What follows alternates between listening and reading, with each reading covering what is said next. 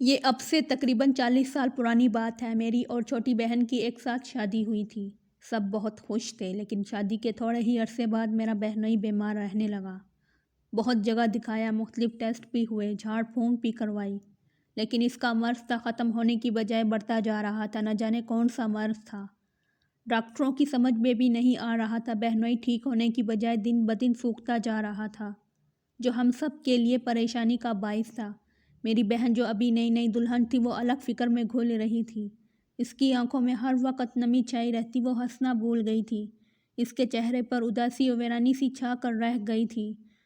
ہم سب اس کو سمجھاتے، تسلی دیتے، لیکن وہ رو دیتی تھی، جس سے ہم سب اذیت میں مبتلا تھے۔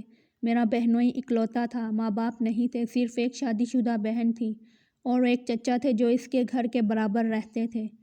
اب بہنوئی کی بیماری کی وجہ سے اس کا کاروبار وہی دیکھ رہے تھے، کیونکہ بہنوئی شدید بیمار تھا۔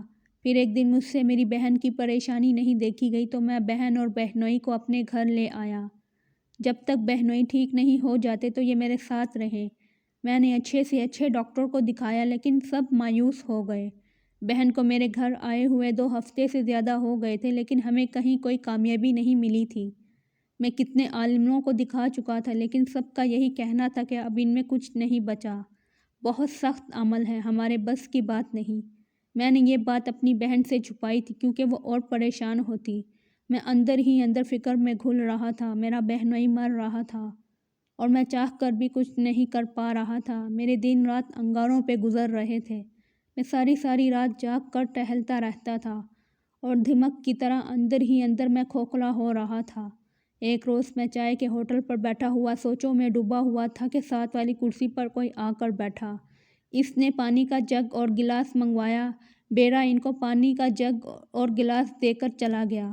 آدمی نے دوبارہ آواز دی کہ کہا، میں نے تم سے پانی کا جگ منگوایا تھا، تم دودھ کیوں لے آئے؟ بیرے نے بڑی حیرت سے دیکھا اور جگ میں دیکھا تو اس میں واقعی دودھ تھا۔ بیرے نے کہا کہ پتہ نہیں صاحب، میں تو پانی ہی لے کر آیا تھا، چلے میں دوبارہ لے کر آتا ہوں پانی۔ جیسے ہی اس نے جگ اٹھایا تو اس میں پانی تھا۔ اس نے کہا کہ صاحب آپ تو تنگ کر رہے ہو، اس میں پانی ہی تو ہے۔ تو اس نے جگ واپس ٹیبل پر رکھا۔ میری توجہ اس کی طرف ہو گئی۔ ایک عجیب بات یہ ہوئی کہ جگ بیرے کے ہاتھوں میں تھا تو اس میں پانی تھا، لیکن جیسے اس شخص نے اس جگ کو ہاتھ لگایا تو وہ دودھ میں تبدیل ہو گیا۔ یہ سب کچھ میری نظروں کے سامنے ہوا۔ میں نے یہ سب پہلی دفعہ دیکھا اور میری آنکھیں حیرت سے پھٹی رہ گئیں۔ بیرا جا چکا تھا۔ میرے کانوں میں اس شخص کی آواز آئی کہ پریشان لگ رہے ہو، کیا بات ہے؟ میں نے اس کو دیکھا۔ وہ بہت مہذب اور خاندانی لگ رہا تھا، کوئی جادوگر یا جعلی عامل بالکل بھی نہیں لگ رہا تھا۔ داڑھی تھی، شلوار قمیض پہنی ہوئی تھی۔ میں چپ رہا تو مجھے بولا کہ تم مجھ پر بھروسہ کر سکتے ہو، اپنی پریشانی بتاؤ، ہو سکتا ہے میں کچھ کام آ سکوں۔ تو میں نے سوچا چلو ایک تجربہ اور سہی، شاید یہ میرے کام آ سکے۔ میں نے اس کو اپنی ساری بات بتا دی۔ وہ بہت تحمل سے گردن جھکائے میری ساری بات سنتا رہا۔ جب میری بات ختم ہوئی تو اس نے کہا کہ کیا تم مجھے ابھی اپنے بہنوئی کو دکھا سکتے ہو؟ میں نے کہا کیوں نہیں، وہ میرے ہی گھر پر ہے، میں چاہتا ہوں کہ جلد سے جلد علاج شروع ہو جائے۔ مجھے امید نہیں تھی وہ ابھی میرے ساتھ چلنے پر راضی ہو جائیں گے، کیونکہ رات کافی ہو چکی تھی۔ انہوں نے کہا کہ چلو۔ میں ان کو لے کر گھر آ گیا۔ گھر آ کر میں نے اپنی امی، بیوی اور بہن کو دوسرے کمرے میں بھیجا اور میں نے عامل صاحب کو اندر بلا لیا۔ انہوں نے میرے بہنوئی کو دیکھا، تھوڑی دیر حساب کتاب کیا، اس کے چہرے پر پریشانی آ گئی۔ انہوں نے میرے بہنوئی کو دیکھا۔ انہوں نے کہا کہ جلدی سے انگیٹھی پر سرسوں کا تیل گرم کرو۔ میں نے فوراً حکم کی تعمیل کی اور ایک کڑاہی میں تیل گرم ہونے رکھ دیا۔ جب تیل کھولنے لگا تو عامل صاحب نے تازہ وضو کیا اور کچھ پڑھتے ہوئے اپنا گیلا پیر اس کھولتے ہوئے تیل میں ڈال دیا۔ میں کانپ کر رہ گیا، کیونکہ کوئی عام آدمی اس کھولتے تیل میں اپنی انگلی نہیں ڈال سکتا تھا۔ تھوڑی سی چھن کی آواز آئی اور چند لمحوں بعد انہوں نے اپنا پیر واپس نکال لیا۔ پیر بالکل صحیح تھا، جیسے کچھ ہوا ہی نہیں۔ پیر صاف کر کے انہوں نے مجھے کہا کہ دیکھو تمہارے بہنوئی پر زبردست کالا جادو کروایا گیا ہے، جس کی مدت اب ختم ہونے والی ہے، یعنی تمہاری بہنوئی کے پاس اب وقت نہیں ہے۔ تو میں نے کہا یعنی کوئی میرے بہنوئی کو مروانا چاہتا ہے، لیکن کون؟ کس کو میرے بہنوئی سے تکلیف ہے؟ انہوں نے کہا کہ دیکھو تمہارے بہنوئی کا کوئی عزیز ہے، مرد ہے، جو تمہاری بہنوئی کی جان لینے کے پیچھے پڑا ہوا ہے۔ اب یہ تو تمہیں بہتر معلوم ہوگا کہ تمہارے بہنوئی کے مرنے سے کس کو فائدہ ہوگا۔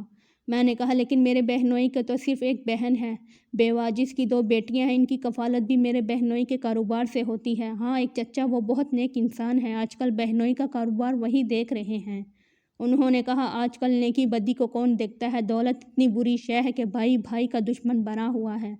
اور تم چچا کی بات کرتے ہو، تم نے بتایا کہ تمہارا بہنوئی اکلوتا ہے، یعنی اپنے چچا کا اکلوتا بھتیجا ہے، یعنی ان کے بھائی کی جائیداد کا وارث ہے، تو پھر وہ کیوں چاہیں گے کہ یہ زندہ رہے اور جائیداد پر عیش کریں؟ وہ تو سب کچھ ہتھیانا چاہیں گے۔ مجھے ہضم نہیں ہو رہی تھی یہ بات۔ میں نے کہا پھر بھی کوئی دولت کے لیے اتنا گر سکتا ہے کہ اپنے ہی خون کی جان لینا چاہے؟ عامل صاحب نے کہا کہ اس کو چھوڑو، ہم تمہیں شکل دکھا دیں گے، تم خود پہچان لینا، فی الحال کام کی بات کرتے ہیں۔ تم ہمیں کیا نذرانہ دے سکتے ہو اپنے بہنوئی کے علاج کے لیے؟ اس سے پہلے کہ ہماری چند باتیں سن لو، ہم اصلی سید ہیں اور خاندانی عمل ہے، ہمارے بزرگوں نے ہمیں بخشا ہے یہ عمل۔ جو ہم کرنے جا رہے ہیں یہ صرف ضرورت کے تحت سال میں 1 یا 2 بار سے زیادہ نہیں کرتے۔ دوسری بات یہ کہ تمہارے بہنوئی پر بہت سخت موت کی ہانڈی کا عمل کروایا گیا ہے، جس سے موت یقینی ہوتی ہے اور تمہارے بہنوئی کی مدت تقریباً ختم ہونے والی ہے۔ کوئی بھی عامل اس کام میں ہاتھ نہیں ڈالے گا، بہت سخت عمل ہے۔ اب بتاؤ۔ میں نے ان کے سامنے ہاتھ جوڑ دیے۔ میں نے کہا خدا را شاہ صاحب، اللہ کے بعد آپ کا سہارا ہے، میں آپ کی زندگی بھر غلامی کرنے کو تیار ہوں، بس میرے بہنوئی کو بچا لیجئے، میری بہن کا سہاگ اجڑنے سے بچا لیجئے۔ انہوں نے کہا ہم ضرور کریں گے علاج، بلکہ ہم آئے ہی اسی لیے ہیں، لیکن کیا تم اس عمل کی کاٹ کا خرچہ برداشت کر سکتے ہو؟ میں نے کہا آپ بتائیے، میں کیسے بھی کر کے دوں گا۔ انہوں نے کہا ویسے تو اس کام کے 10,000 بنتے ہیں، لیکن تم 6,000 دے دینا، کہو منظور ہے؟ اس زمانے میں 6,000 بھی بہت بڑی رقم تھی، اور میں اپنے بہنوئی کے علاج پر بہت پیسہ برباد کر چکا تھا۔ میرا بھی اپنا کاروبار تھا، میں ہر قیمت پر بہن کو اجڑنے سے بچانا چاہتا تھا۔ میں نے حامی بھر لی۔ میں نے کہا جی شاہ صاحب، مجھے منظور ہے۔ شاہ صاحب نے کہا تو پھر سنو، یہ جو ابھی ہم نے تیل تیار کیا ہے، یہ آج رات سے ہی اس تیل کی مالش شروع کر دو۔ یاد رہے مالش پورے جسم پر کرنی ہے اور روزانہ کرنی ہے۔ اب ہم چلتے ہیں، باقی کام پرسوں کریں گے، انشاءاللہ امید ہے کامیابی ہوگی۔ وہ چلے گئے تو میں نے گھر میں آ کر خواتین کو ساری بات بتائی، ان کو تسلی دی کہ اب جلدی دلہا بھائی ٹھیک ہو جائیں گے۔ میری باتیں سن کر میری بہن کے چہرے پر رونق آ گئی۔ بہرحال میں بہنوئی کے کمرے میں آیا، وہ بے سدھ پڑے تھے۔ مجھے ان کی حالت دیکھ کر بہت افسوس ہوا، صرف چند مہینوں میں ہی ان کی کیا سے کیا حالت ہو گئی تھی۔ میں سوچ رہا تھا کہ امی کہا کرتی تھی کہ خون سفید ہو گئے، لیکن میں کہتا ہوں خون سفید نہیں، سیاہ ہو گئے ہیں۔ تبھی محبت اور مروت احساس کا کوئی رنگ اثر انداز نہیں ہوتا، اور ہم اپنے ہاتھوں سے اپنوں کو اپنی بے حسی کے ہاتھوں تاریکیوں میں دھکیل دیے جاتے ہیں۔ اور کالا جادو اتنا خطرناک اور گندا عمل ہے کہ کروانے والا اگر مسلمان ہو تو اسی وقت دائرہ اسلام سے خارج ہو جاتا ہے، اور افسوس ان لوگوں پر ہے جو جانتے بوجھتے جہنم میں گرتے ہیں اور مسلمان ہو کر خوف خدا نہیں کرتے اور اتنا کبیج فعل سر انجام دیتے ہیں۔ میں نے دروازہ بند کر کے دلہا بائی کی مالش کی اور 3 دن کرتا رہا۔ تیسرے روز وعدے کے مطابق شاہ صاحب خود آ گئے۔ دوپہر کا وقت تھا، میں ان کو لے کر دلہا بائی کے کمرے کی طرف چلا گیا۔ انہوں نے مجھے کہا کہ آج ہمیں بڑا عمل کرنا ہے، اجازت ہے؟ میں نے کہا جی شاہ صاحب، جیسے مرضی ہونے۔ انہوں نے کہا کہ کوئی بچہ تو نہیں ہے گھر میں؟ میں نے کہا جی نہیں، صرف خواتین ہیں۔ انہوں نے کہا ایسا کرو، ان سب کو ایک کمرے میں رہنے کی ہدایت کر دو اور تاکید کر دو کہ کمرے سے باہر نہ نکلے۔ عمل بہت سخت ہے، دراصل آج ہم ہانڈی یہاں بلوائیں گے۔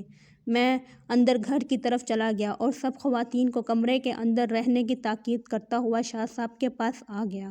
میں جب کمرے میں آیا تو دلہا بائی کمرے میں کھڑے تھے اور شاہ صاحب کچھ پڑھتے ہوئے ان کا حصار کر رہے تھے۔ دلہا بائی میں نہ جانے کیسے کھڑے ہونے کی طاقت آ گئی تھی، شاید یہ اس تیل کا کمال تھا جو مالش کرنے کے لیے دیا گیا تھا، اور میں نے بلا ناغہ 3 دن تک اس تیل کی مالش کی تھی، اس لیے دلہا بائی بڑی ہمت سے دیوار سے لگے کھڑے تھے۔ شاہ صاحب نے دلہا بائی کو کہا بیٹا، تمہیں کسی بھی صورت میں اس حصار سے باہر نہیں نکلنا ہے، ورنہ سارا عمل الٹا پڑ جائے گا، یہی کھڑے رہو عمل ختم ہونے تک۔ تو انہوں نے جی کہہ کر سر جھکا دیا۔ اس کے بعد شاہ صاحب نے میرا بھی حصار کیا اور پھر دائرہ بنا کر حصار کر کے خود بھی بیٹھ گئے۔ عمل شروع کر دیا۔ تھوڑی ہی دیر گزری تھی کہ کمرے میں موجود روشن دان میں زبردست گڑگڑاہٹ ہونے لگی۔ میں نے چونک کر روشن دان کی طرف دیکھا تو وہاں ہانڈی پھنسی ہوئی تھی۔ ہانڈی کو آتا دیکھ کر شاہ صاحب کے عمل میں تیزی آ گئی اور وہ بلند آواز میں کچھ پڑھنے لگے۔ جیسے جیسے شاہ صاحب کی آواز بلند ہو رہی تھی، ہانڈی کی گڑگڑاہٹ بڑھتی جا رہی تھی، لیکن وہ نیچے نہیں آ رہی تھی۔ پھر شاہ صاحب نے اس کو قسم دی، تجھے حضرت سلیمان کی قسم، نیچے آ۔ جیسے ہی یہ الفاظ دہرائے آندھی زوردار گڑگڑاہٹ کے ساتھ کمرے میں اتری، تھوڑی سی چکرانے کے بعد زوردار دھماکے سے زمین پر گر کر پھٹ گئی۔ اس کے گرنے کی آواز اتنی شدید تھی کہ جیسے بم پھٹا ہو۔ ہم نے اپنے کان بند کر لیے۔ دوسرے کمرے میں موجود خواتین کے دل بھی دہل گئے ہوں گے۔ ہنڈی پھٹی تو اس کے اندر موجود سارا سامان بکھر گیا۔ نہ جانے کیا کیا چیزیں تھیں۔ قابل ذکر چیز ایک پتلا تھا جس پر دولہا بائی کا نام لکھا ہوا تھا۔ میں حیران نظروں سے اس پتلے اور سامان کو دیکھ رہا تھا کہ شاہ صاحب نے مجھے کہا، جلدی سے ایک بالٹی میں پانی لے کر آؤ۔ میں دوڑ کر پانی سے بھری بالٹی اٹھا لایا۔ شاہ صاحب نے بیلچے کی مدد سے وہ سارا سامان اس بالٹی میں ڈال دیا۔ اس سامان سے بری طرح دھوئیں اٹھ رہے تھے اور اس طرح کھول رہا تھا جیسے چونا ابل رہا ہو۔ تھوڑی دیر میں سب کچھ نارمل ہو گیا۔ میں نے شاہ صاحب کی ہدایت پر سب سے پہلے دولہا بائی کو اس کے بستر تک پہنچا کر لٹا دیا، کیونکہ وہ بری طرح سے چکرا رہے تھے اور اتنی بری طرح ہانپ رہے تھے جس سے میلوں بھاگ کر آئے ہوں۔ میں نے انہیں پانی پلایا۔ شاہ صاحب نے دولہا بائی کو کہا، بے فکر ہو کر آرام کرو بیٹا، اب کوئی خطرہ نہیں، تم بالکل محفوظ ہو۔ اللہ کے فضل و کرم سے تمہارے دشمنوں کے ارادے مٹی میں مل گئے ہیں اور اب انشاءاللہ تم بہت جلد صحت یاب ہو جاؤ گے۔ میں نے کہا، شاہ صاحب آپ نے میری بہن کا سہاگ اجڑنے سے بچا کر جو مجھ پر احسان کیا، میں اس کے لیے کس منہ سے شکریہ ادا کروں؟ وہ بولے، نہیں بیٹا، میں تو وسیلہ ہوں اللہ تعالیٰ کی رحمت کا، اس نے ہمیں کامیابی دی، ساری تعریفیں اسی کے لیے۔ انہوں نے کہا، اب یہ ہنڈی کا جو سامان ہے یہ رات کی تاریکی میں جا کر قبرستان میں دفنا دینا اور ہمیں بس دعاؤں میں یاد رکھنا۔ شاہ صاحب کو میں نے ہدیہ نذرانہ دے کر رخصت کیا اور وہ پوٹلی جو شاہ صاحب نے باندھی تھی میں نے احتیاط سے رکھ لی۔